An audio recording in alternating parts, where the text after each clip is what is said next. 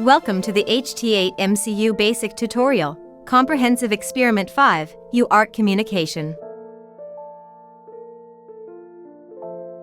This experiment will be explained from the following 5 aspects, which are UART Communication Experiment Introduction, Hardware Connections, Program Development, Practice Results, and Experiment Summary.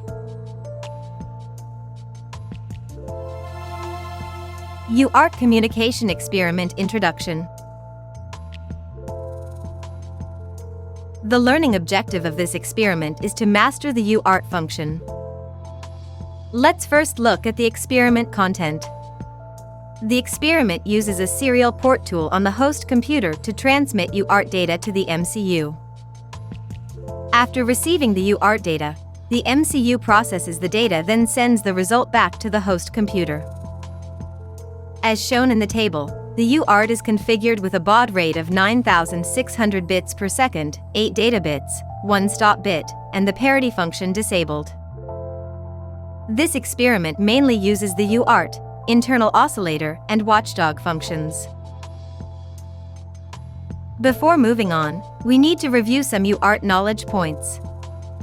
In UART communication, the signal line remains high when there is no data transfer, which indicates that the communication circuit is idle.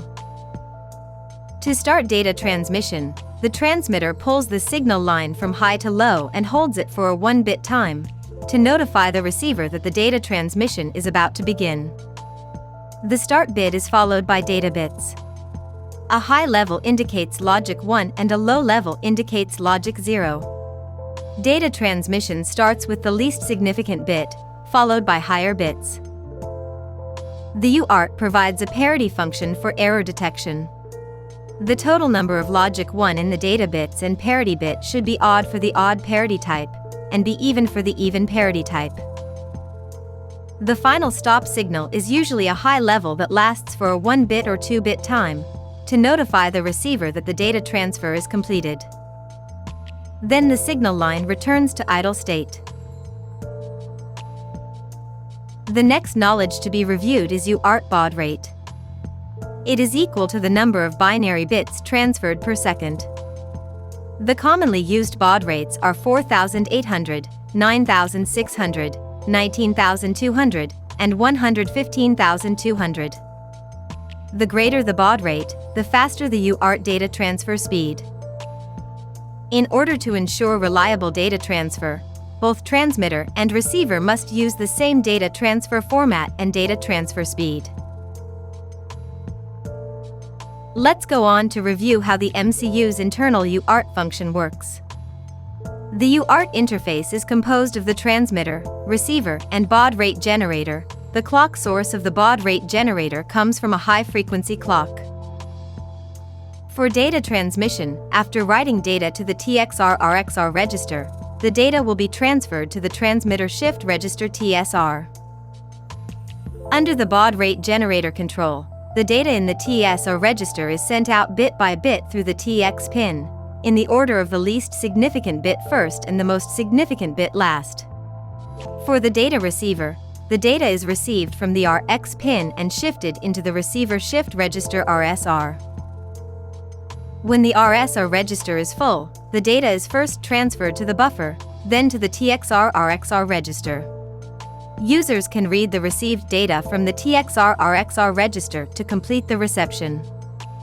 Note that the buffer and the TXR-RXR register form a 2-byte FIFO, which can save 2 data bytes while receiving a 3rd byte. Here are the materials required for this experiment. The DEV3195 board is used as the main control board.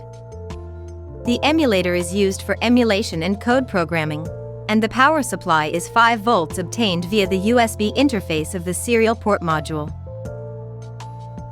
The serial port module is used for protocol conversion between USB and UART, thereby achieving the communication between the host computer and MCU.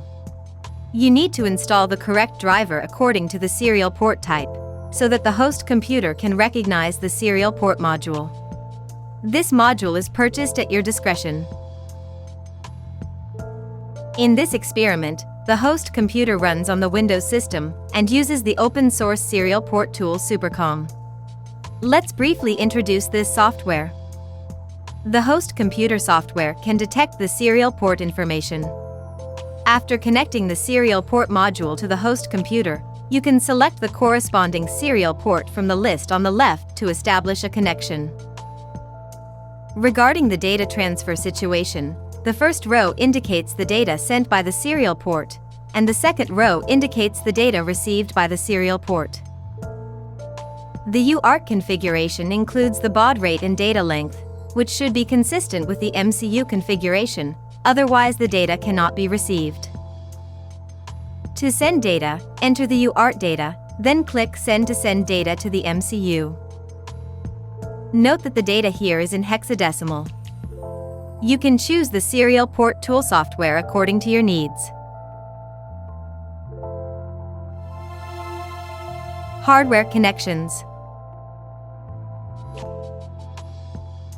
This section introduces the schematic diagram of the experiment. The DEV3195 board uses the HT66V3195 as its main control MCU. There is a bypass capacitor between the power and ground on the board, which is used to stabilize the power supply and filter out AC noise. Connect the TX and RX pins respectively to the RXD and TXD pins of the serial port module. Connect VDD and ground to the 5-volt pin and GND pin. The power is supplied by the host computer, which requires to connect the USB interface of the serial port module to the host computer. These are the connection diagrams of the experiment. The upper half part shows the code programming connection.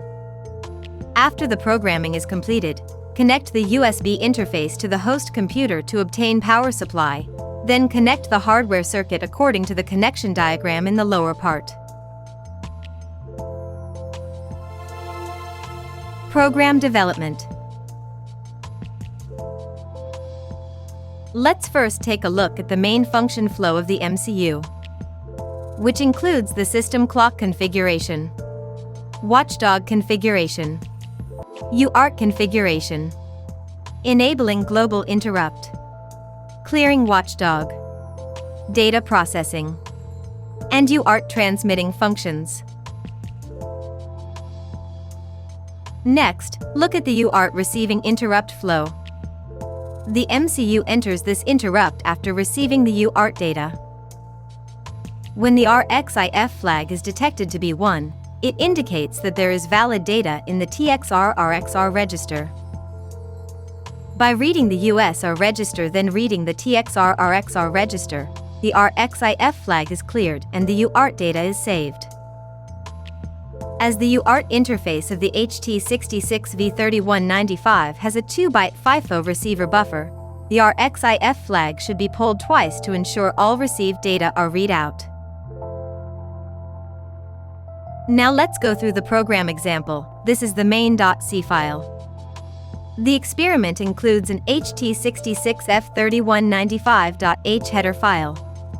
It mainly defines and declares the registers, ports, peripherals, etc. of the HT66F3195 and HT66V3195 microcontrollers, facilitating subsequent program development. Function declaration. It notifies the compiler of the function names, return value types and parameter list, resolving compilation errors caused by the function being defined after it is called. Variable declaration and definition. It aims to create variables and notify the compiler of the variable names and data type, and allocate memory for them. Here is the main function, which first configures the system clock, watchdog, and UART function, then enables the global interrupt. In the main loop, the watchdog is strategically cleared. After the UART has received data successfully, add hex 10 to the first received data and send the result out. If a second byte is detected, add hex 20 to the second received data, then send the result out. The following is an introduction of various parts of the main function. The first is the system clock configuration function, which uses an internal oscillator and selects the 8 MHz clock. The watchdog configuration function enables the watchdog and sets the timeout period to 512 milliseconds. Once the watchdog times out, the MCU will reset, therefore it is necessary to clear watchdog strategically during the main loop. In the UART configuration function, set PC1 as UART RX pin and PC0 as UART TX pin. Set data length to 8 bits, disable the parity function, and set stop signal to 1 bit. Then set the baud rate to 9600. Finally enable the UART receiving interrupt, UART transmission and reception functions. This is the UART transmitting function. When the TXIF flag equals to 1, it indicates that the TXR-RXR data register is empty, and we need to write data to the data register. After the data is sent, the TIDLE flag is set to 1, indicating the current UART data has been sent successfully. Finally, the UART receiving interrupt. If the RXIF flag is set to 1, it indicates that the TXR-RXR data register contains valid data.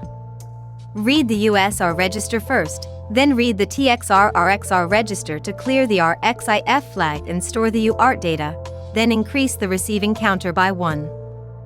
As the UART interface of the HT66V3195 has a 2-byte FIFO receiver buffer, it is necessary to check the RXIF flag again to ensure all the received data has been read out. Practice results. Let's start with the experiment flow. First, the serial port tool sends the data hex 1111. After the UART data is received, an interrupt is triggered, where the MCU reads the data, processes it, and sends the result out. Then the received data hex 2131 will be displayed on the serial port tool.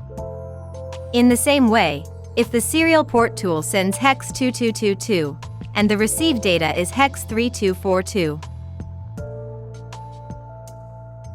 After the serial port module is connected to the host computer, the MCU power is supplied via the USB interface, and the UART parameters are configured on the serial port tool.